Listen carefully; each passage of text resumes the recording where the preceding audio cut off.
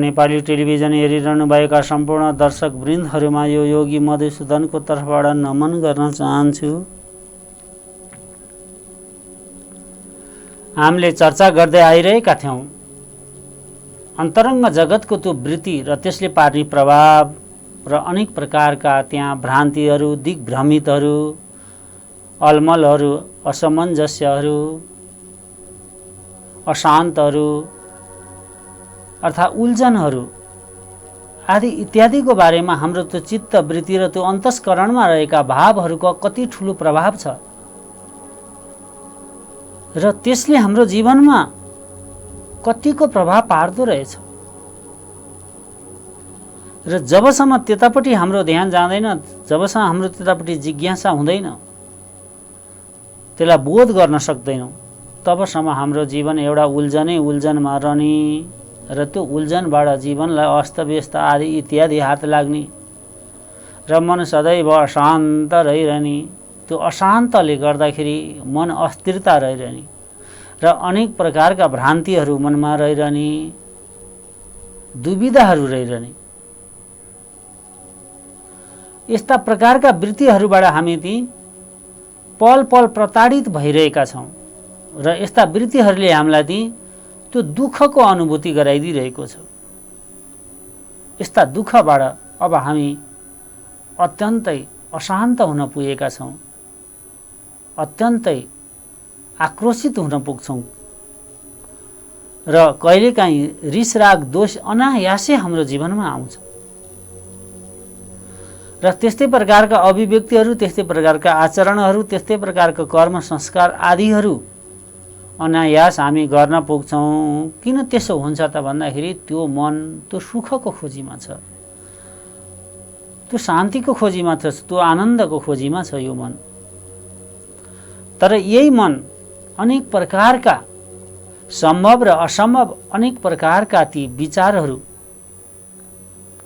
भावनाहरू आदि इत्यादि यसभित्र चलिरहेको हुन्छ। यसो गर्दा राम्रो हुन्छ कि उसो गर्दा राम्रो हुन्छ, त्यो गर्न पाए सुख हुन्छ आदि इत्यादि, देखासिखीको प्रभाव आदि इत्यादि।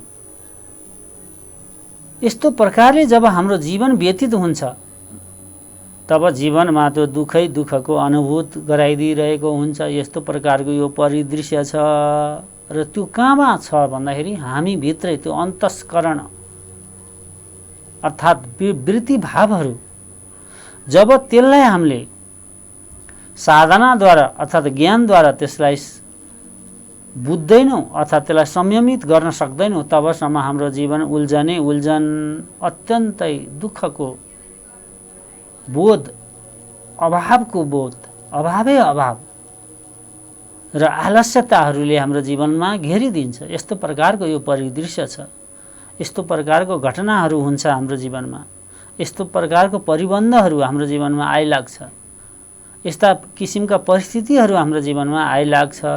त्यो हुनुको पछाडि के थियो र कहाँबाट हुन्छ आदि इत्यादिको बारेमा हामीले चर्चा गर्दै आइरहेका थियौँ र आजको विषयवस्तु के छ त भन्दाखेरि भ्रान्ति दोष र व्याप्ति ज्ञान र वृत्ति अर्थात् व्याप्ति ज्ञान भ्रान्ति जुन हाम्रो जीवनमा छ त्यो कहाँबाट आइरहेको छ त भन्दाखेरि आहार विहार विचार व्यवहार यो चार चीज यहाँबाट हामीलाई त्यसले नि सम्प्रेषित गरिरहेको छ। यहाँबाट यी चीजहरू हाम्रो जीवनमा अनायास होसै नपाउने गरी अदृश्य रूपले हामी भित्र रहेर यस्ता वृत्तिहरूले नि खेलिरहेको छ र मन 1 मिनेट पनि थिर हुन सक्दैन, स्थिर हुन सक्दैन, मन शान्त हुन सक्दैन। अनेक प्रकारका भाववृत्तिहरू चलिरहेको छ र यही भाववृत्तिमा गएर कहिले हाँस्ने, कहिले रुने, कहिले आक्रोशित हुने र कहिले अरूलाई दोषारोपण गर्ने, अरूबाट सुख खोज्ने, अरूले गर्दैन भनेर दोषारोपण गर्ने आदि इत्यादि वृत्तिमा गएर अनायास जीवन अस्तव्यस्ततिर, त्यो उल्झन आलस्यतिर घोर तीव्र रूपले लैजान्छ है। र त्यो लगिरहेको पनि छ समाजमा। त्यो अन्योल र अस्तव्यस्तताले मानिसहरूले आफ्नो जीवनमा के गर्ने, कसरी तपाईको आय आर्जन गर्ने अथवा समृद्धि गर्ने, साधना गर्ने, ज्ञान आर्जन गर्ने आदि इत्यादिमा त्यो अलमलिरहेको अवस्था छ। यो हुनुको पछाडि के हो त भन्दाखेरि एक थियो भ्रान्ति। कहाँ भ्रान्ति भन्दाखेरि हाम्रो मन मस्तिष्कमा। त्यो भ्रान्तिले के गरिदिन्छ त भन्दाखेरि जीवनलाई अत्यन्तै उल्झन असहज बनाइदिन्छ, दुःखको अनुभूत गराइदिन्छ अथवा घोर दुःखको अनायास त्यसले बोध गराइदिन्छ। तर वास्तवमा त्यो केही थिएन। यहाँहरूलाई निवेदन गर्दै मैले आइरहेको छु, यहाँ न दुःख थियो न सुख थियो, खालि दुःखको अनुभूति र सुखको अनुभूति थियो। त यसैलाई जब हामी भेद गर्न सक्दैनौँ जबसम्म हाम्रो जीवन उल्झनै उल्झन अर्थात् त्यो ज्ञान उदय नहुने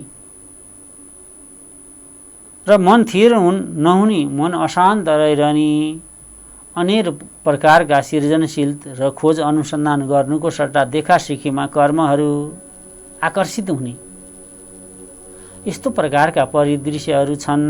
र ती परिदृश्य हुनुको पछाडि एउटै कारण हो भ्रान्ति। हाम्रो जीवनमा त्यो भ्रान्ति र त्यो वृत्ति अर्थात् व्याप्ति ज्ञान यो छन्जेलसम्म अब हाम्रो जीवनलाई उल्झनै उल्झन, त्यो अशान्त बनाइदिने छ। त्यो अशान्तबाट के प्राप्त हुन्छ यहाँहरूलाई मैले निवेदन गरिसकेँ। त्यो अशान्तबाट नै अनिन्द्रा, अरुचि, अस्तव्यस्त शरीर, भौतिक शरीर अत्यन्तै व्याधिबाट प्रताडित हुनपर्ने र मन सदैव अशान्त हुने, मानसिक रूपले पनि प्रताडित हुनुपर्ने। जब यी चीज हामी बुझ्दैनौँ तबसम्म त्यो योगका कुरा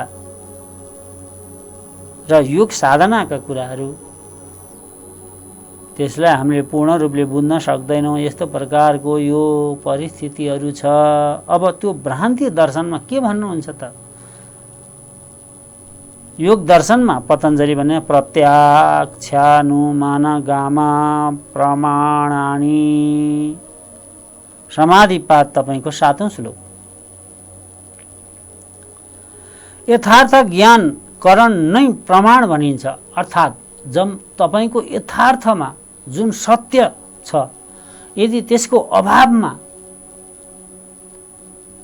त्यसको ज्ञान रहित यदि हाम्रो जीवनमा त्यस्तो परिस्थितिहरू आयो भनेदेखि त्यो के हुन्छ त भन्दाखेरि त्यो अज्ञानै हुन्छ, त्यो प्रमाण हुँदैन। त्यो प्रमाणहरूले पनि धेरै चीजहरू हाम्रो जीवनमा सजिलो बनाइदिरहेको हुन्छ। त्यसले सरल, सहज र आनन्दमयको क्षण दिइरहेको हुन्छ। त्यस कारणले गर्दाखेरि यथार्थ ज्ञान नै त्यो के हो त भन्दाखेरि प्रमाणहरू हुन्। र यथार्थ अर्थात् धरातलीय भन्ने चलन छ आजभोलि। यथार्थ धरातलीय वस्तु स्थितिलाई जब बोध गर्न सक्दैनौँ तबसम्म हामीलाई विभिन्न प्रकारका क्लेशहरू आदि इत्यादि राग दोषले आकर्षित गरिदिन्छ र हामी त्यतैतिर उल्झन थाल्छौँ र त्यतिर उल्झेर आफ्ना एक प्रकारको अभिव्यक्ति प्रकट गर्न थाल्छौँ। त्यो सही पनि हुनसक्छ, कहिलेकाहीँ त्यो संयोगवश मिल्न पनि जान्छ र अक्सर यस्ता प्रकारका अज्ञानतामय र भ्रमवश बुलिएका अभिव्यक्तिहरू सबै अक्सर समयक्रम अनुसार त्यो झुटा हुन्छ। अहिलेको तत्कालको परिस्थिति हेरेर हामी जुन अन्तस्करण अर्थात् अन्तःकरणमा एउटा धारणा तयार गर्छौँ, त्यो धारणा चाहिँ के हुन्छ त भन्दाखेरि समय अनुकूल हुने बित्तिकै त्यो चाहिँ समय सापेक्षित हुन सक्दैन। त त्यसो भएको हुनाले गर्दा बडा सुन्दर यहाँ भाव के प्रकट गर्नुहुन्छ पतञ्जलि भन्दाखेरि प्रत्यक्ष त्यो अनुमान अथवा आगम यी प्रमाणहरू छन्, त्यसको बारेमा पूर्ण रूपले सत्य र तथ्य यथार्थ स्थितिमा जब त्यो सत्यतालाई प्रकट गर्दैनौ तबसम्म के हुन्छ त भन्दाखेरि त्यो उल्झनतिर लैदिन्छ र अनुमानिक हचुवाको भरमा जति पनि हामी अभिव्यक्तिहरू, व्यवहारहरू, आचरणहरू अर्थात् साधनाहरू अर्थात् परमार्थहरू, आध्यात्मिक साधनाहरू जे गर्छौँ त्यो सबै के हुन सक्छ त भन्दाखेरि त्यो भ्रममय भएर बसिदिन्छ। क्षणिक आनन्द भएको जस्तो त अनुभूति हुन्छ, तर त्यो परम सत्य हुँदैन। त्यो चाहिँ के हुन्छ त भन्दा मिथ्या हुन्छ। त्यस्ता मिथ्या प्रकारका आचरणहरू र एउटा चाहिँ संशयहरू आदि इत्यादि हाम्रो जीवनमा अझ अगाडि गएर त्यसले ठुल्ठुला उल्झनहरू ल्याइदिनेवाला छन्, असाध्य असहज परिस्थितिहरूको निर्माण गरिदिनेवाला छन् र असहज परिस्थितिहरू सिर्जित गराइदिनेवाला छन् र त्यसबाट चाहिँ विषम परिस्थितिहरू कहाँ हुन सक्छ त भन्दाखेरि शरीरमा पनि हुन सक्छ, मन मस्तिष्कमा पनि पर्न सक्छ र परिणाम परिस्थितिहरूमा पनि त्यस्तो प्रकारको विषम परिस्थितिहरू, जटिल अवस्थाहरूको सिर्जित हुन सक्छ है। त्यहाँ होस होस्, त्यहाँ चेतना होस्, त्यसमा सजगता होस्। त्यो सजगता प्राप्त गर्नको लागि के गर्नुपर्छ त भन्दाखेरि यदि यी चिजमा हाम्रो ज्ञान भएन र यी चिजमा हाम्रो संयमता, त्यो धैर्यता अर्थात् जिज्ञासुपन, खोज अनुसन्धान आदि इत्यादि हाम्रो जीवनमा छैन भनेदेखि अब त्यसले के गरिदिनेवाला छ त भन्दाखेरि हामीलाई तमो गुण अन्धकारतिर लैजानेवाला छ। हाम्रो जीवन त्यो उल्झनतिर जानेवाला छ। त्यो जीवन पर्यन्त हामीले दुःखको बोध गर्नुपर्ने अवस्था आउँछ। त्यो दुःखलाई हामीले स्वीकार्नु पर्ने अवस्था हुन्छ। मन विक्षिप्त रहिरहन्छ, त्यो दुःखको अनुभूति भइरहन्छ। यस्तो प्रकारको त्यो परिस्थितिहरू आउँछ है। अब त्यसबाट कसरी चाहिँ हामी मुक्त हुने के उपायहरू छन् त भन्दाखेरि चाहिँ के भन्नुहुन्छ पतञ्जलि भन्दाखेरि त्यो हाम्रो जीवनमा भ्रान्ति र प्रमाद, जुन भ्रान्तिपछि जुन मानिसको जीवनमा आउने प्रमाद अर्थात् यसलाई सामान्य भाषामा अहङ्कार भनेर बुझ्न पनि सक्छौँ, तर सत्यमा त्यो अहङ्कार होइन, प्रमादै हो। प्रमाद र अहङ्कारमा भेद छ। कुनै दिन हामी त्यसलाई चर्चा गरौँला। त यो प्रमाद भन्ने कस्तो हुन्छ त भन्दाखेरि त्यो हो नि भन्ने एक प्रकारको त्यो आत्मविश्वास जगाइदिन्छ। त्यसले यही नै हो, यही नै हुनुपर्छ, यस्तै भएको थियो आदि इत्यादि तिर चाहिँ आकर्षित गरिदिन्छ प्रमादले र त्यतातिर तपाईँलाई चाहिँ अटल बनाएर चाहिँ राखिदिन्छ। त्यो तमसमै राखिदिन्छ भन्न खोजिएको हो। समय सापेक्ष कस्तो प्रकारको निर्णयहरू र चिन्तनहरू र दिशाहरू तय गर्नुपर्ने थियो, त्यतातिर नगएर यस्तो भएको थियो हिजो, आज यस्तो हो, हुनुपर्छ, यस्ता प्रकारका अनुमान। त यहाँ के भन्नुहुन्छ त भन्दाखेरि यो प्रत्यक्ष प्रमाण एउटा अनुमान प्रमाण, एउटा चाहिँ आगमन प्रमाण, यस्ता तीन प्रकारका प्रमाणहरू हुन्छन्। ती प्रमाणहरूमा गहिरो चिन्तन र गहिरो तपाईँको विवेक र बुद्धिहरू लगाएर सूक्ष्मभन्दा सूक्ष्म ती चिजहरूलाई जबसम्म केलाउन सक्दैनौँ तबसम्म सत्यको बोध हुन सक्दैन। अब सत्य हामीदेखि धेरै टाढा छ। जब सत्यको साथ हामी दिन सक्दैनौँ, त्यो भ्रमित भएर अनेक प्रकारका अभिव्यक्ति, कर्महरू, योजनाहरू, कार्ययोजनाहरू अर्थात् लक्ष्य, दिशाहरू आदि तय गर्छौँ भनेदेखि त्यो अनन्त गत गएर त्यो भणखालोमा पर्नेवाला छ। त्यसले शान्ति होइन, समृद्धि होइन, त्यसले ठिक उल्टो परिणाम दिनेवाला छ। कस्तो प्रकारको परिणाम भन्दाखेरि अब त्यसले अत्यन्तै असहज, अत्यन्तै ती आवश्यकता र अत्यन्तै तपाईँको ती विषम परिस्थितिहरू र अत्यन्तै रोषहरू, क्रोधहरू, रागहरू, द्वेषहरू, घृणाहरू आदि इत्यादि प्रकट गरिदिन्छ। त्यसबाट हात लाग्ने चिजहरू यी मात्रै हुन् है, अरू हात लाग्नेवाला छैन। यदि त्यो संयमता र त्यो विवेकयुक्त भएर त्यो लक्ष्य र दिशालाई प्रष्टसँग हामीले समाउन सक्दैनौँ र त्यसमा त्यही अनुसारको साधना अथवा आचरणहरू, दृढ निश्चय शक्तिहरूको प्रयोग गर्न सक्दैनौँ र चिन्तन मननहरू र खोज अनुसन्धान आदिका अभावका कारण चाहिँ यस्तो हाम्रो जीवनमा विषम परिस्थितिहरू त्यो आइदिनेवाला छ।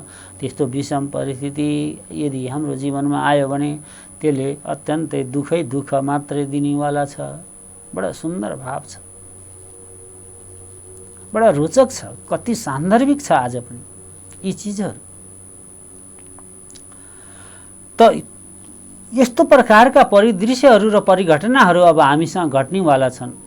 कसका कारणले त भन्दाखेरि एक त यी हाम्रा प्रत्येक वस्तुहरूमा सामान्य दृष्टिकोणले हेर्ने, सामान्य भावले हेर्ने, अर्थात् आलसीपनले हेर्ने, त्यो केही होइन भने त्यसको गम्भीरतालाई तिन बोध गर्न नसक्ने, यस्तै त हो नि भन्ने हेलचक्राइ अथवा गैर जिम्मेवारीपन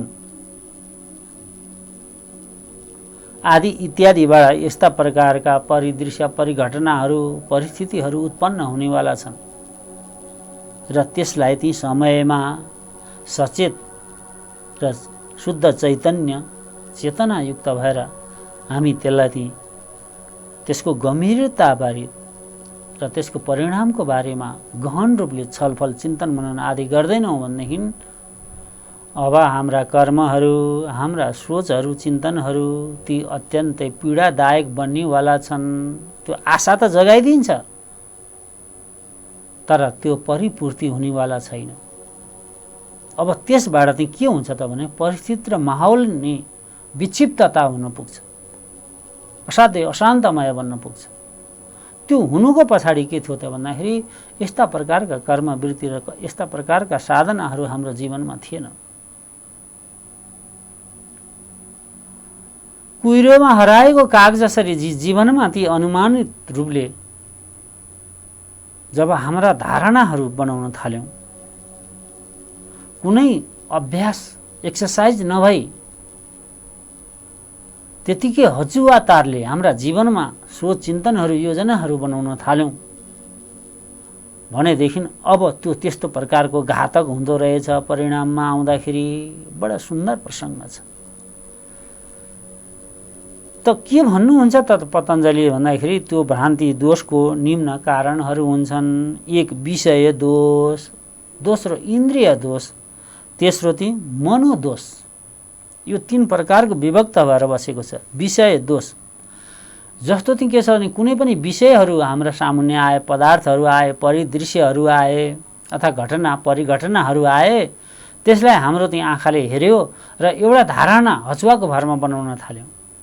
सही र तथ्य त्यो आधार केही चाहिएन, अनुमानित रूपले चाहिँ हामीले त्यहाँ एउटा धारणा बनाउन थाल्यौँ, त्यही धारणालाई अभिव्यक्ति दिन थाल्यौँ।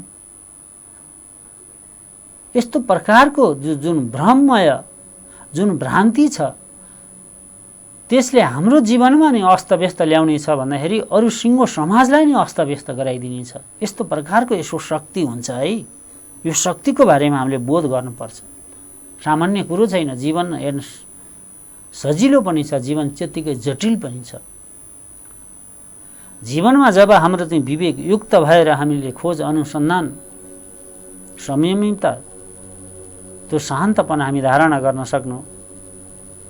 सक्यौँ र जीवनलाई त्यतैतिर चाहिँ तपाईँको चिन्तन मननद्वारा चाहिँ जीवनलाई एउटा स्थान स्थापित गर्न सक्यौँ भने जीवन असाध्य सरलता पनि हुनसक्छ, असाध्य रमाइलो पनि हुनसक्छ।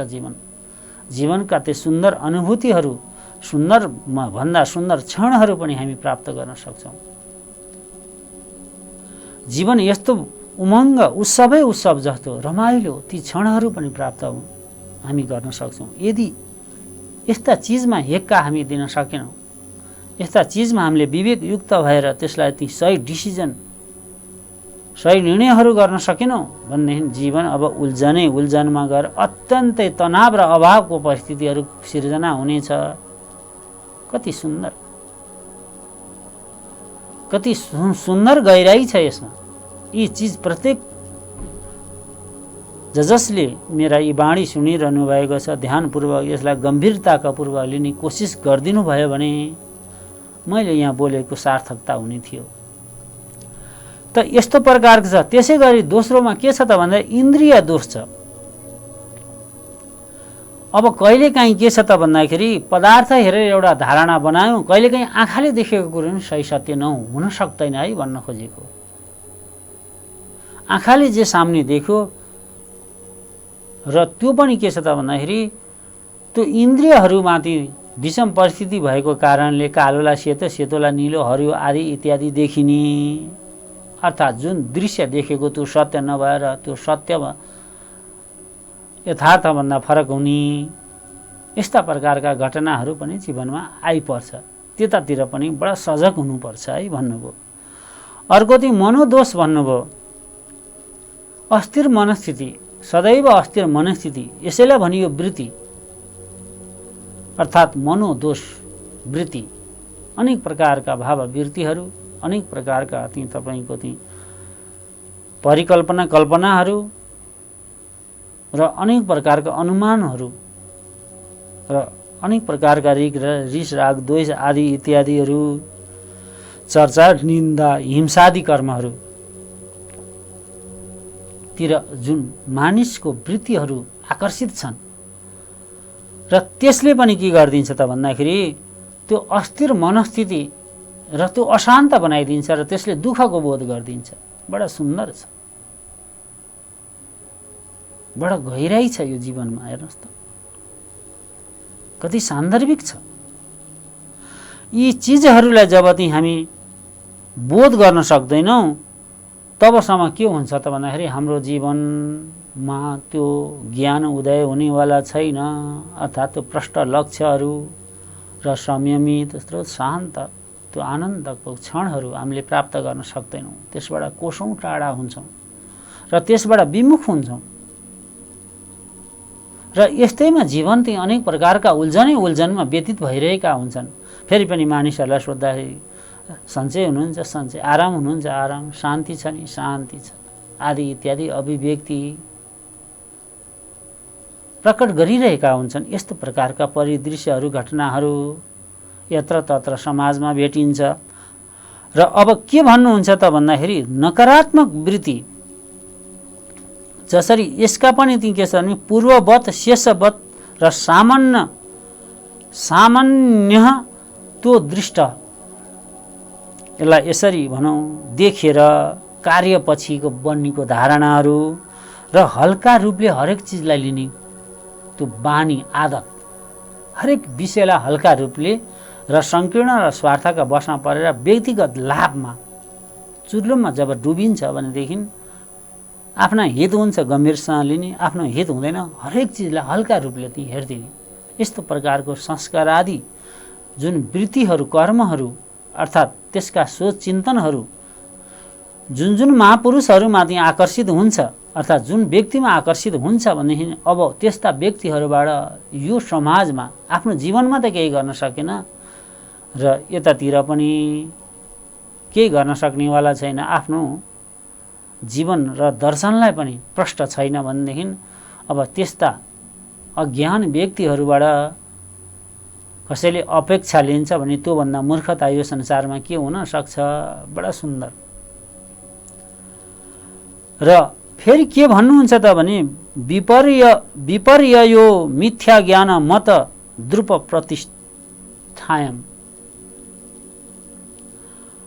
अर्थात् मिथ्या ज्ञान अर्थात् त्यो संशय आदि इत्यादिमा जब जिज्ञासु हुन्छौँ हामी र त्यसपट्टि आकर्षित हुन्छौँ त त्यस्तोले के गरिदिन्छ त भन्दाखेरि अझ हाम्रो जीवनमा अझ उल्झन ल्याइदिन्छ अरे, अझ विषम परिस्थितिहरू त्यसले सिर्जना गरिदिनेवाला छ, अझ अप्ठ्यारा क्षणहरू अप्ठ्यारा परिस्थितिहरू अभाव तनावहरू सिर्जना गरिदिनेवाला छ।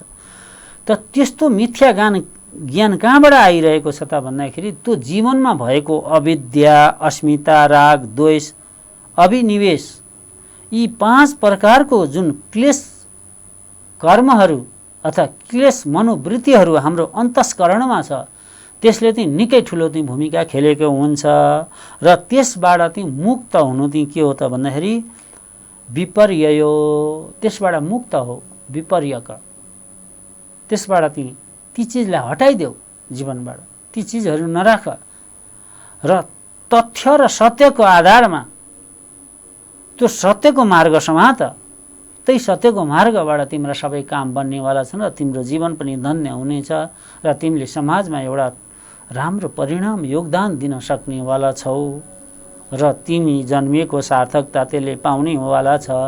यो नि योगको मूलभूत सिद्धान्त हो, यो नि योग हो भन्दै आजका मेरा यी वाणीहरू यी विश्राम लिनेछ। हरिओम तत्सत् तत्सत् तत्सत्।